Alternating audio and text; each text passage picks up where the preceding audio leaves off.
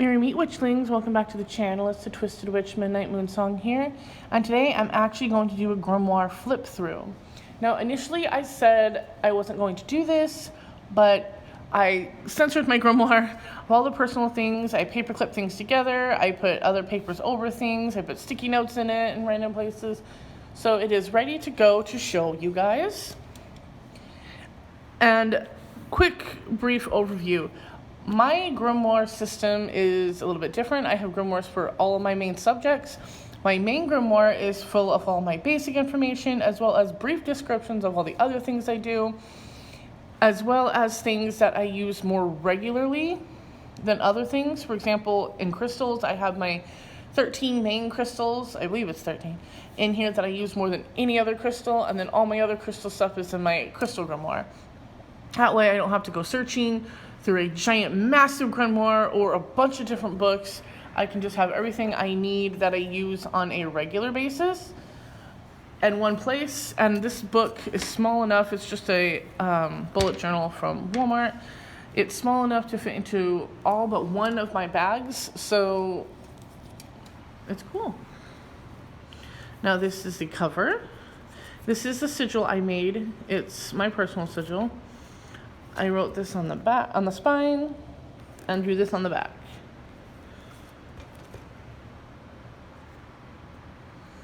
No. This, my title page.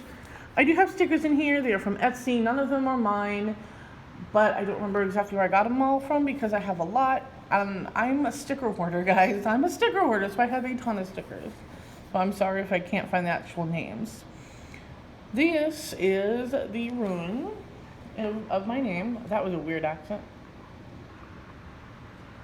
Excuse me, sorry, I had to get a drink there. But yes, this is my name in rune. This is my name in my own script. But this name is my hidden magical name that I only use when I'm working with me and my spirits or the deity. I only use it when I work by myself, which is most of the time, but not even my husband knows this name. No one knows this name because it's my hidden name. It's very sacred to me. This is my free to use magic name, and that's my hidden magic name. My table of contents. All this is table of contents. See? This is the first page. Again, kind of introducing myself, I guess. This is a quote I made up. I did it a long time ago and I loved it, so I used it. It is kind of like high school emo, I think, but I still like it. It's poetic and I've always felt connected to that quote, so these actually came together.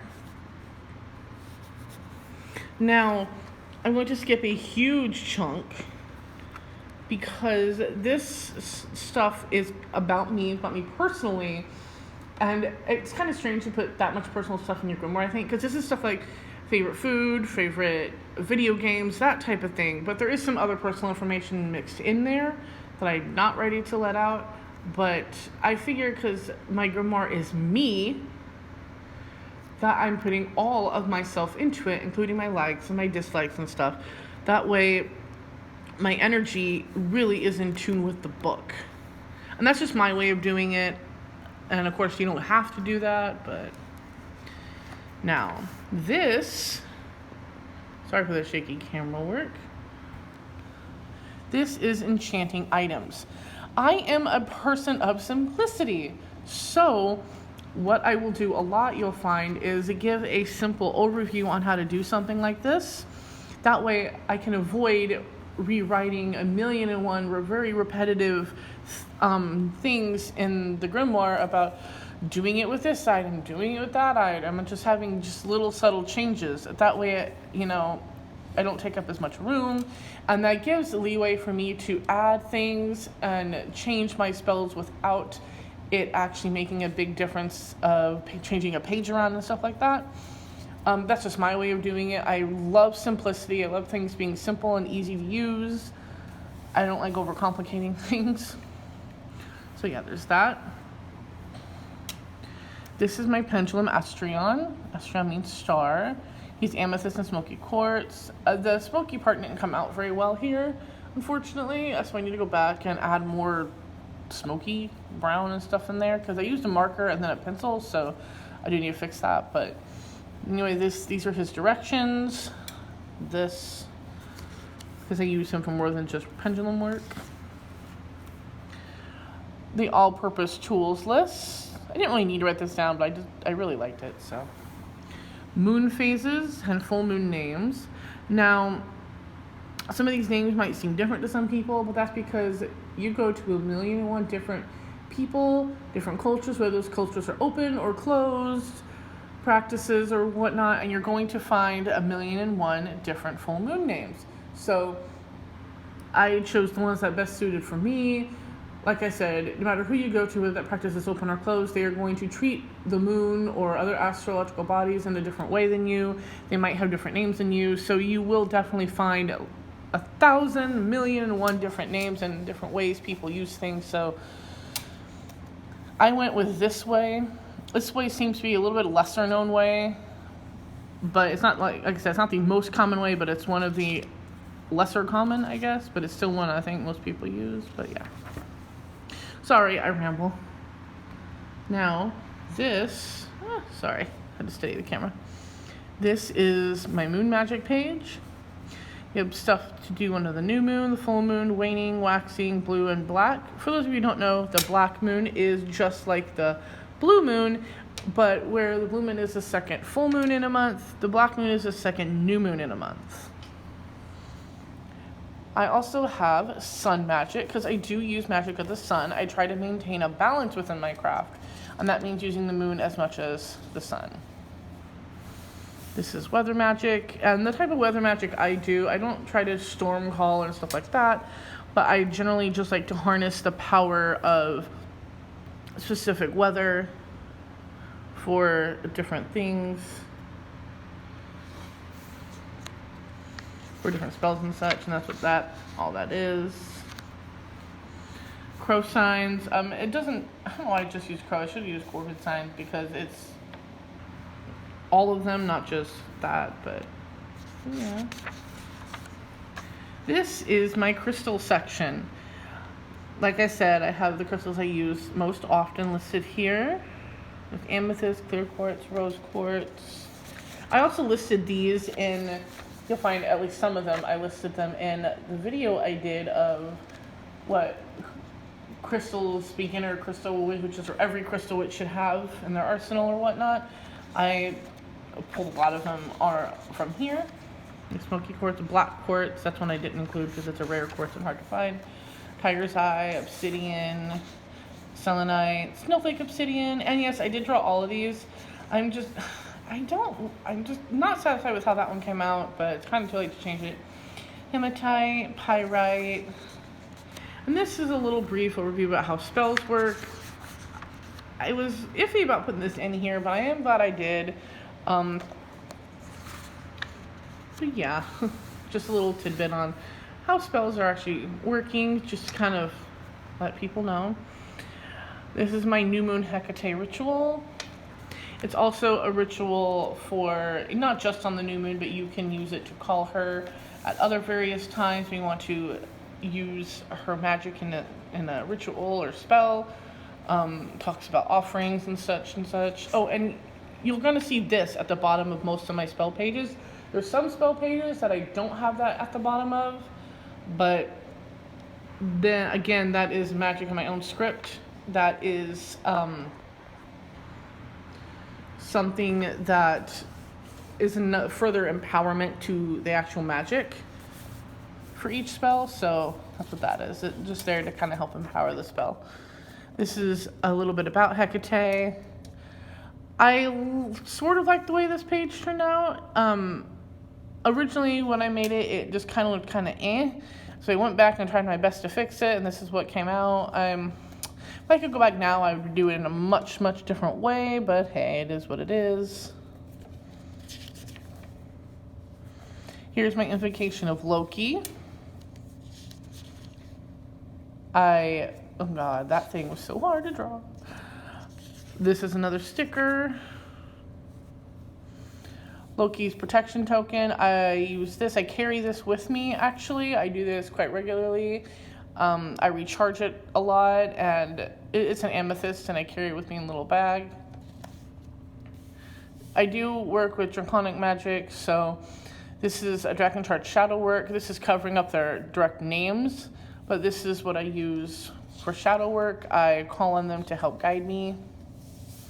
This is a sigil dictionary. I have a whole nother actual book for my sigils, but these are the sigils I generally tend to use most often.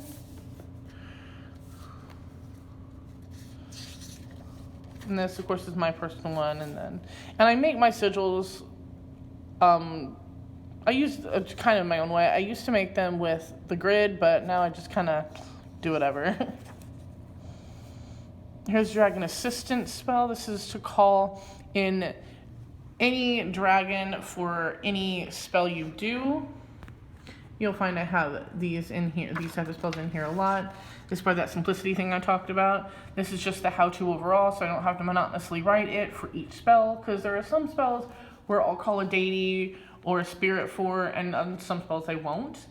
And those spells will change. One time I'll do a spell where I don't need to call assistance, and another time I'll do the same spell until I need to. So I like to have these types of things separate, the invocations separate, so I can add them into any spell if I need.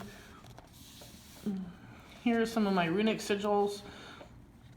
A brief explanation on how to do runic sigil magic, and then the main ones that I use.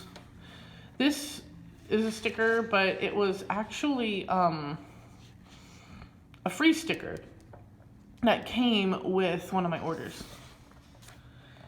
Ooh, here we go.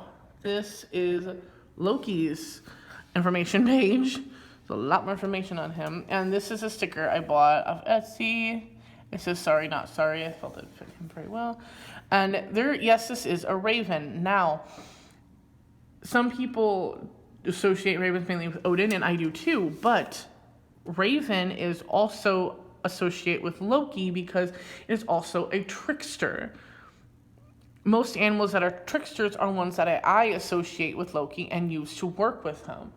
And one thing people got to realize when you work with deity, where you are located in the world can definitely affect what you associate with them. And because of where I am, coyotes, ravens, animals around here that are considered trickster animals are definitely going to be associated with someone who's a trickster god. So that's why that's there. Here's an invocation of the mass. What this is the end of the year ritual that I call on all the deities I work with, all the spirits I work with. I do this mass gathering. You see some of them are covered up here. Those are my dragons. And I gather them in. I reminisce on the stuff I've learned that year, the good times I've had, the trials I've overcame, even the trials I've failed and tried to learn from them instead of being brought down by them. I go over what I want to take with me to the new year, and I welcome all those spirits and stuff to continue with me to the year. I give an offering, and then I bless a goblet of wine, a juice, or whatever I ended up having on hand at the time. And then I pose a toast to them. And for those of you who don't know, when you pose a toast, especially to a deity, you raise it up to the heavens, down towards the dead, and then to you. And I pose a toast that way to the spirits and the deity, and then I partake of that. And then I close the ritual. So it could be very, very lengthy. It can definitely go up to an hour if done right, because sometimes you get so caught up in the moment with all the spirits there, and there's so much awesome energy and meditation going on that you can definitely lose yourself. But yeah, that's what that is.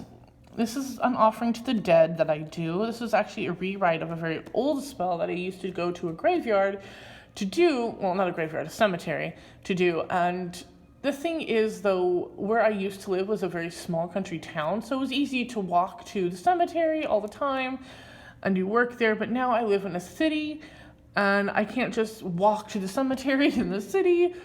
One, there's not one close by where I live, and two, because it's a city, they all get locked up at night because of vandals, so it's not something that I can just easily do like I used to, unfortunately.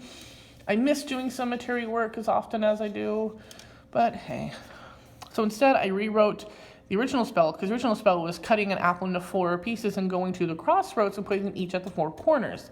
But, like I said, I can't do that now, so I rewrote it for my altar of the dead. I have an altar for my ancestors, so I just put it on there.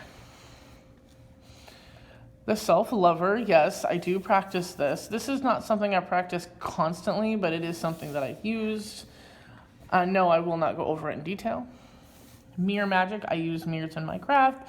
A brief overview on some of the things that I use the mirrors for. Rune work, the runes, and a brief little explanation of what they are, their names, and the letter correspondence. And these are the rune spreads I generally tend to use. I most often use a 3 rune spread, or if I use my rune dice, I use the 4 direction spread. I'm not a fan of big, lengthy, complicated spreads. I like the sweet, simple, small ones, and they've worked for me. I've been doing these I've been reading runes, since I was in high school. Holy crap, that's a long time ago. For many years, let's just put it that way, because I'm not entirely sure. Probably since I was 17. I'm 30 now. So, yeah, so these are, the spreads I've always used, ones I've always felt comfortable using, so they're the only ones I generally tend to use. This is bat magic. The brief little thing on how bat magic works and the meditation ritual to meditate with bat magic and use it. This is what I call a meditation grid. I have, I think, another in here, only one other, but I can put crystals on this, or herbs or flowers or whatever, and then I meditate on it, and I evoke the power of the energy of the picture into my meditation, and yeah. We're skipping a chunk again. This is a self-cleansing saltwater bath. It just has Epsom salts and lavender, incense, or dragon's blood. It's very simple.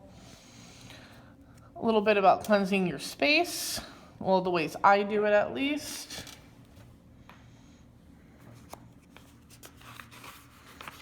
This is a bit about void magic. This is long.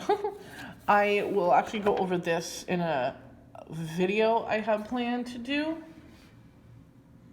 So don't worry, I will definitely explain that in further detail. This is the other meditation grid I was talking about. This is for a void meditation. And I forgot to mention out the other one, but I did draw that one. I drew this one. I drew a raven skull for this one. So best on magic, magic with the broom, candle magic, and how I do it. There's a lot here on candle magic. There's just a lot of on candle magic. This is probably one of the most extensive lists that I have found on candle colors.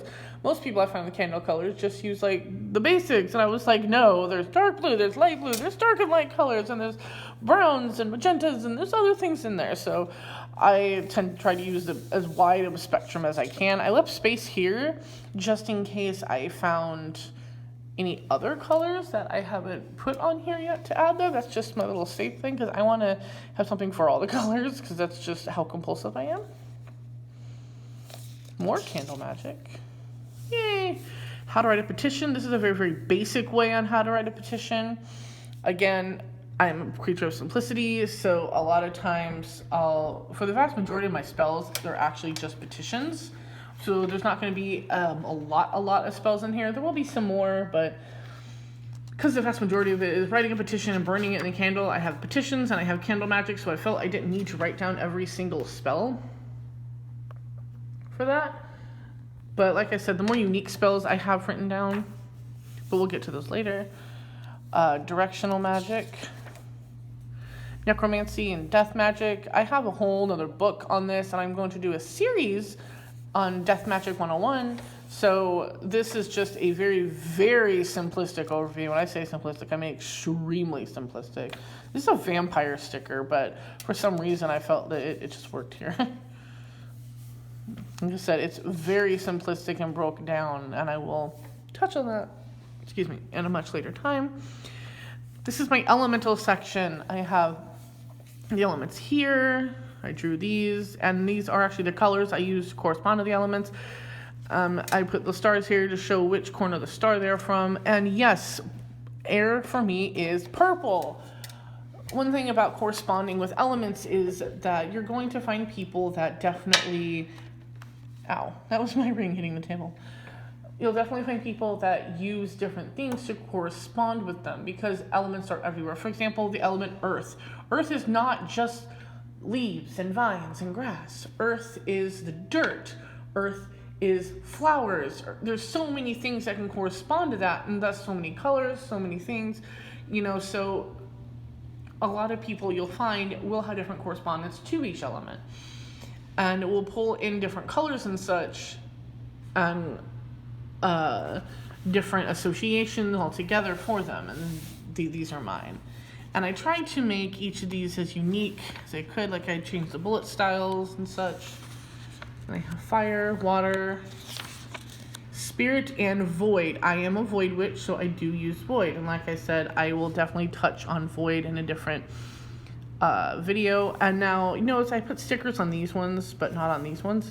Whoa. On these ones. Because the room here, there wasn't as much, there's as much room left, but these ones, there's a huge space left, and they were really bugging me, so I decided to put stickers here.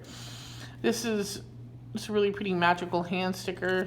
I think it was like a dark magic set or something like that. And this one is actually supposed to be the, forgot what it's called. I'm going to hurt myself later because it's the Paris catacombs. After this is one that's supposed to symbolize the Paris catacombs. And I just thought it was so interesting. And you look into the catacombs and they look like a giant void you could disappear into. So I felt it was perfect. I posted stuff about this up on the amino that I'm on. It's my Revenge Hex doll. It's one of the only baneful works I actually have in this book because I have a whole nother grimoire for baneful work. But for some reason, I really wanted to write this one down. I don't know why, but I did. The Witch's Pyramid. I do not like the way this page turned out at all. I thought it was going to be longer. And it wasn't, so there's this huge space here, and I didn't want to put a sticker there because it looked really weird. I don't think a sticker there yet next to this thing, so I might try to give a brief explanation of the history of the Witch's Pyramid to kind of fill this out, because I do not like that right there. I also did the color correspondence to the colors of the pyramid itself, so I thought that was nice. Moth magic, incorporating moths into your craft. Hex breaking. I wrote hex breaking, but it also works for curses too. Self-empowerment spell. I posted this one up on Instagram, I believe. Herbology. Now this herbology I felt was a really good idea because, like I said, I want to use things that are already available to me here. So I thought it'd be really cool to do a little herb list of things that I can find most readily in my backyard and most other backyards in America. So, yeah. This is my dedication to the goddess RTO. This is her invocation. I drew this, but this is a sticker. This is my Magical Sabbath page. I like this page, but at the same time, I think I could have done better. I don't know, it's just me. I was kind of in a hurry that day, and like they didn't come out exactly the way I pictured, but I don't hate it. But I put the name, the symbol, a little bit about it here, like the date, what some alternate names it is, and other things it covers, and then different associations with it.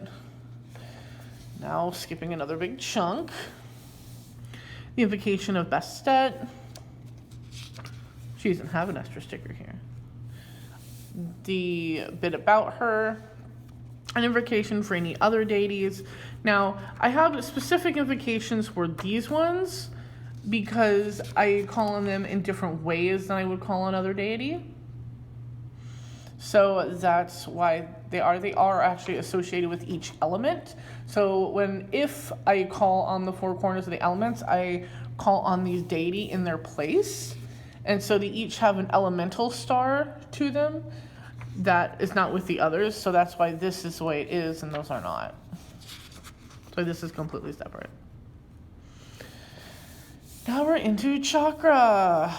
I have an app that has all about chakra, and it has meditations for each chakra, and it's super, super awesome. And I got a lot of this information from that app. And I did draw all these and color them. Some of them were easy, some of them were not. I did erase that one and do it so many times. I drew this because I wanted something on this page. I didn't know what to put here, and for what I wanted to do on the other side, I didn't want to start it on one page. I wanted to have it with the 2 pages like that to correspond it, so I decided just to draw something on this page. But we are going to skip a lot of that, and skip this too. This is my code of honor. I intend to do a whole video on this, so I will break down exactly all of that, all 25 codes of honor I've given myself and why I did. This is the witch runes, not ruins. The simple spreads I have for those. There's less spreads here than there is with the runestones, I'll tell you that. Oh, okay. The planets. These things were difficult because I made the mistake of wanting to do dots and pointillism in them. And so then I had to do it with all of them. And like Mercury came out fine. Venus, the green I was using wasn't as light as I wanted it to be, so it looks kind of funky, especially on camera. The yellow doesn't come out as separate as I wanted it to, and it's just... Also, do you notice the way these are set up compared to this? I tried to do this really cool thing where I kind of made it opposite itself, but it looked really weird. I ended up not liking it, so I switched back to the normal way. Jupiter's probably one I'm probably most proud of, to be honest. And yes, I have the original 9 planets. And no, I did not include the sun and the moon because they're technically not planets. That's one thing that I have a pet peeve of when people say, I use planetary magic, and they give a list of all the planets they use, and they include moon and sun as planets. Even in astrology, it'll label moon and sun as planets for a certain astrological body. Then I'm just like, no. It's just one of those things that ticks me off. This is a little all hail praise song I do to the spirits and stuff that I work with. Now, these are called dosha. And if you are a person who works out with chakra, you'll know what these are, but there's a lot of people, and there might be some beginner people with chakra that don't know of these. But dosha are another form of energy that we all have. They make up our physicality, and we have all of them, but some people are more heavy in one dosha than another, and there's 3 dosha. There's vata,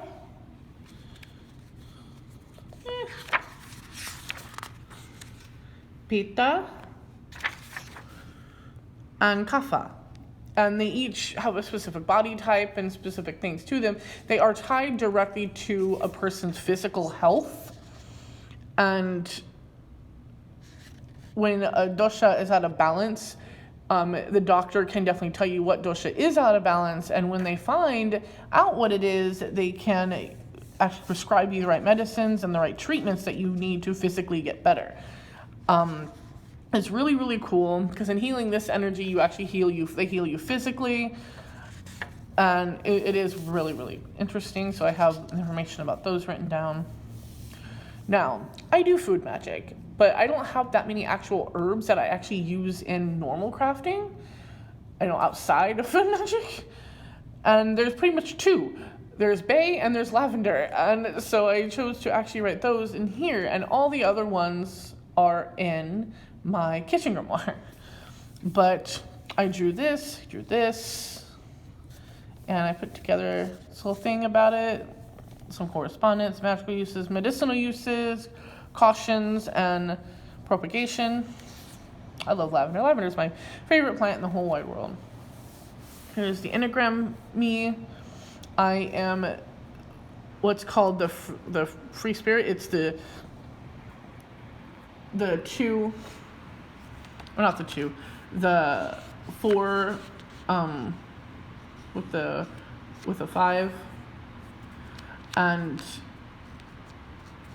there's 2 ways to do enneagrams. You can do the 4 separately and look at the 5 and see the little touches of 5 that are in there, but they actually have the combination of the 2 together, and that's what I did. That the combinations of them together do make a difference, and this website I found it analyzed them together like this as well as separate, so you can get the information of what it actually means to bring those 2 together within yourself. And I thought that was really cool, so I wrote it down in here. It's a bit about chaos magic, some about shielding, centering, grounding and earthing, thought forms. Yes, I do thought forms. I wrote a bit about it. I actually want to do a video about them, so I'm not going to dwell on that too much. Protection powder, knot magic, a little brief bit about the different kinds of knot magic. Astrogalomancy. Now, I do use dice. I love dice. I love dice so much. And I do astrogalomancy a little bit different than some people. I do it based on the individual dice, not the bunch of 6-sided die that you roll. I do have a 6-sided die in here, but like I said, I do a little bit differently. I mainly use a 20-sided die. Excuse me for a second, you get a drink.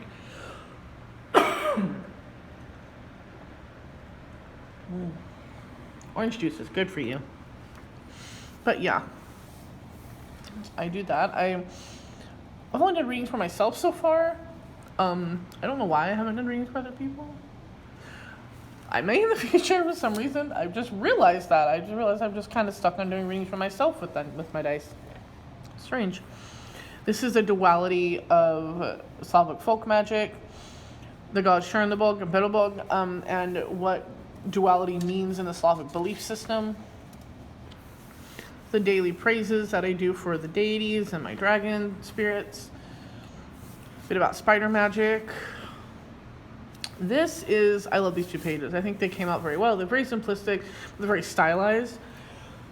Excuse me. This happens when I'm talking a lot. But this is a brief overview of dragons and how to work with them, and a brief overview about the phoenix and how to work with him. But I really, really like these pages. I'm so proud of them. Types of spirit guides that you can have. Shaman spirit guides, a little bit about my shamanism and working with the shaman tree and what it means. The shaman tree is like essentially the world tree. The world tree is something that's in many different cultures and people and views, and there are shamans that use it, and they call it the shaman tree, and it's the world tree essentially, but shamans travel there. So my guardian spirit animal and my shamanism. I have the Slavic symbols I use. There's a lot more Slavic symbols than this. There's a whole lot more, but I don't really use them. These are just the ones that I really focus on. I'm not going to pronounce these for you or really get into depth for them. They're just kind of there. This is my bone throwing guide. This is how I use it. This is a bit talking about the sacred silence. I use my markers to draw the rainbow, and I'm very happy with it because it looks really nice. This is the Olgham letters. I do not know how to actually pronounce that, so I always pronounced it Olgham, but I could be completely off and completely wrong. But I went over how to use them, what's the right way, what's the wrong way. You see white out because I kept messing up on how I wanted to do it, so I was like, you know what,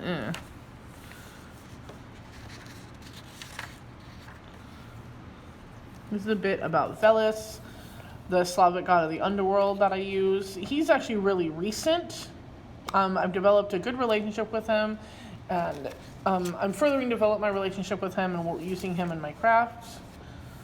Now this is a bit on feather magic. Now, before people say anything about me being in America and not allowing to own feathers, there's a lot of feathers Americans can't own, but Americans can own real feathers. It's one of the misconceptions that I absolutely hate. that people think we can't own feathers at all, but that's not true. There's a lot that we can't, but there are some that we can. For example, most birds that you can own in your house, you can own their feathers. So turkeys, chickens, quail, those type of things that you can own, you can hunt, you can own their feathers. As well as some exotic birds that you can keep, like certain exotic parrots and stuff like that. Those you can own feathers for, and you can use those feathers. So, with that being said, yes, I do use real feathers in my craft. They're all legal feathers. The trick, though, when you're in America and you're wanting to use feathers, is you have to find the ones that are legal. If you find a bluebird feather or a blue jay feather, no, those are not legal. You find a robin feather or a crow feather, no, those are not legal. You have to leave them where you found them. Sad but true, you do. And it does, it really, really sucks, but it is what it is, and we gotta obey the law. So I only use feathers that are legal, and there is a list, I'm not going to post it or anything like that. You can easily find it on Google of what feathers are legal that you can use and what aren't. For those of you who want to work with actual feathers to live in America, you still can. So good luck. Like I said, just look up the list. This is just all about feathers. There's a lot here. This section right here particularly is the bird meanings. And I looked up so many bird meanings. Even though there are birds on here that you can't have feathers for, I thought it was still kind of nice to have all the bird meanings on here, because it felt weird not to have some on here, so I just decided to put all of the most common birds on here, because I felt even though I can't use feathers from them, I can still call on them through fake feathers, because that is something you can do. You can get a fake feather and call on, because it's call on any bird, it's the symbolism of the feather that matters, and you can get one that, like I said, it's fake, but it's colored to look like a specific kind of bird, or you can get a white feather and color it to look like that bird, and then you can call on that bird's energy. So that's why I have all this here. I thought that was a nice idea to use. This is just about how the energy of the feather actually works, how it directs energy. My dream bag is for good sleep and good dreams. An ice cube spell involves putting your intention into the water and then freezing the ice cubes. And then every time you put those ice cubes into your drink, you put that intention then into your drink as well. A bit about casting a spell on yourself and using a mirror. The traditional bay leaf wish spell, which I'm sure most of you have already heard of. You write your wish on a bay leaf and you burn it. This is using sacred sound with meditation. I work with sacred sound a lot, although there's not a lot to write about sacred sound other than, music can help you and stuff like that. Most of it is, with sacred sound, is really left up to your intuition and what makes you happy. But there is a little bit that I can write down, and this is pretty much it. It's the specific sounds that you can use when you do meditation. When you hear people doing the hum sound, and they're supposed to purify different parts of you. Vehicles of the soul. This was really cool. I found this, and it talks about your different bodies you have and how your soul is involved with them and the energies that they have and such. Skipping a nice big chunk there. This is the sacred geometry. I have the basic simple shapes, platonic solids, and I drew all these out, and oh my lord, they were painful. The other geometric shapes, I wasn't sure how to call these. And then, oh my goodness. I drew this on here and it looked really bad, so I had to take another piece of paper and draw it on, and I used a cup to get the circle. And as you can see, it's still a little messed up here, but it was good enough, so I put it in, and that little bit still kind of bugs me, but it's a lot better than the last one, so I'm rolling with it. Because all these were free-handed. Well, they were free-handed, but I used a ruler to help make the lines straight and stuff like that, but Probably would have been better if I just printed off pictures and stuck them in, but I was like, no, I want to draw them. Big mistake. This is a bit about the bay leaf, the only other herb I really use in regular magical craft aside from food magic. Smudges, the different things you can use to smudge and what they do. The tree of life and the tree of knowledge and how they're incorporated into our living bodies. Another big section skipped. A mirror protection spell that I have. Truth spell, and I'm doing this like showing you these the way I am, so you can pause the video and read these and record them down. I'll probably go over them in separate videos, to be honest, but if you want to get ahead on that, you can always just stop and look at them. Negative spirit wards, money bowl spell, continuing of the money bowl spell. Oh no, okay, no, the money bowl spell was only 1 page. The simple money spell, which is not the money bowl spell, is on 2 pages. Sorry, for some reason I thought I put it up. The cactus home protection, I charge my cacti with protection magic. And I love cacti. They're the only plants that I can have that my cats don't eat. So, or don't try to sit on and ruin or whatever. So, I made a spell to charge them with protection so they help protect my home. This is calling Velis to a circle. And that's all I have right now.